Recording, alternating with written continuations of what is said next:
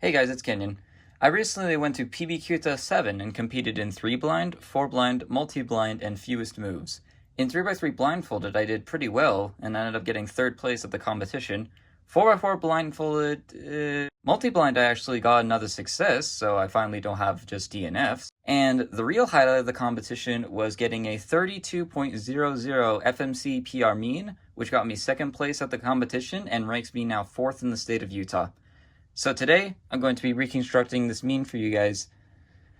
And yeah, let's just get started with Scramble 1.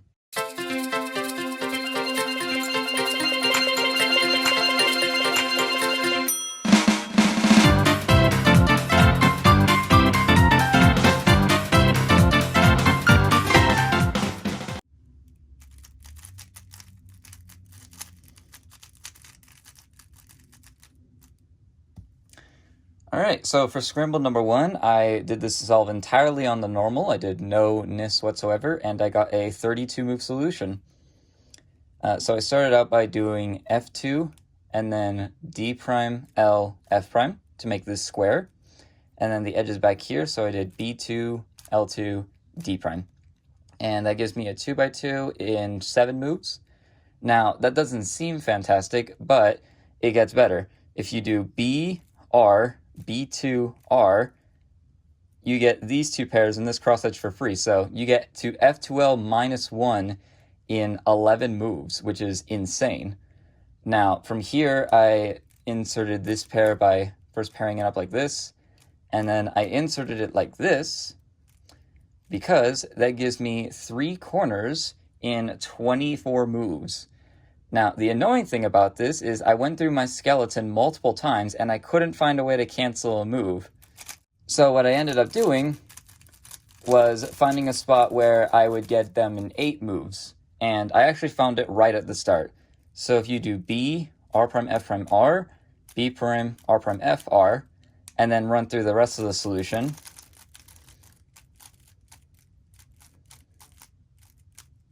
you end up with a solved cube. And so yeah, this missed PR single by 1 move, which I was a little upset about at the time, especially since I couldn't find a cancellation for this insertion. But I was still happy with getting a 32 as my first solve of this competition. Alright, on to Scramble 2.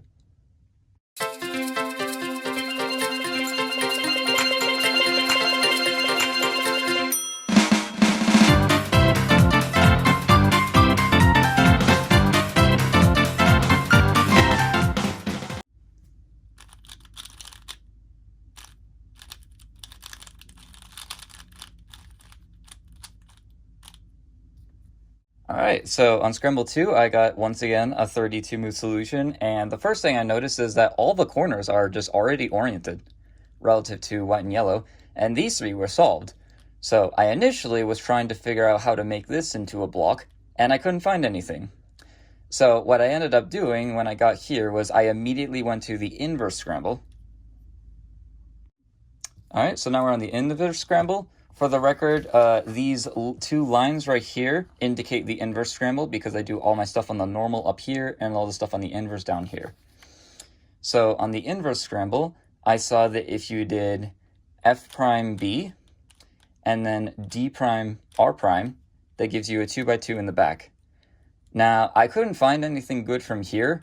I think I just tried like making the yellow cross in a bunch of ways, but then it gave me like a bunch of trash that I didn't like. So instead, I went from this 2x2 back to the normal scramble, and it now looks like this. So from here, I did a U2, and then I did F prime, U, F prime to make this into a 3 mover, and then that gives me this 2x2x3. And then I inserted this cross edge, and then inserted this last pair like so. And then this 3 mover, and then here this leaves me with this nice HCOLL, which ends up giving me a PLL skip. And the entire solution of that was in 32 moves. I found this in about 10-ish minutes and immediately just ended my attempt because I was once again hungry. But I now have 2 32s, and all I need is a 41 or better for a PR mean. 41 is like not that good for me, so I pretty much knew that I had PR guaranteed. But let's move on to the last scramble.